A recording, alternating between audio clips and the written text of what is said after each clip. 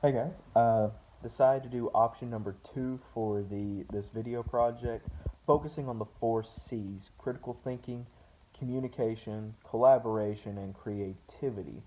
And from what I've read going into this, the purpose of these four C's from the research is to assist teachers in helping students utilize necessary skills at the school level so that way they can be prepared for the real world applying these same skills from the four C's. So, starting with critical thinking, how the many different avenues that a question can pose. How does A work? How does B work? How does C work? So that way something is formed, a basis is started.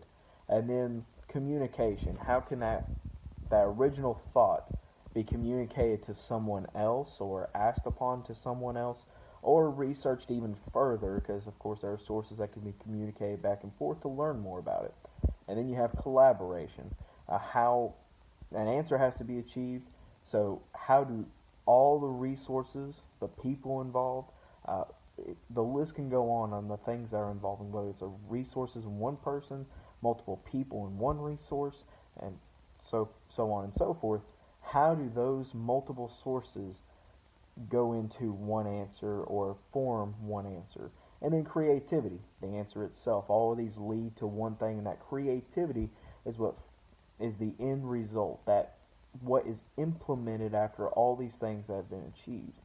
Uh, in the history department, this is especially important as I've learned in my uh, whole academic career.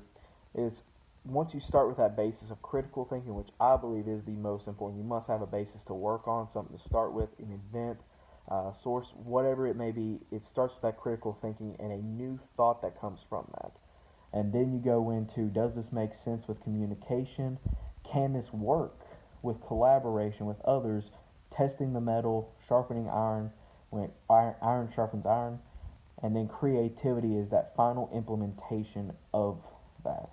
And that's just with a history major. And those kind of aspects go into anything when it comes to the real world. For instance, if you're wanting to build a house, do we have a solid foundation? Can I communicate with others the schematics of how we're going to build that house? Can I work with others properly with the necessary tools that we need to build the house? Did we create ourselves a new house? With all those four C's used, I just did that real quick. And that's why the four C's, why I wanted to touch on that because of how important those are. Can't wait to see you all in class next time.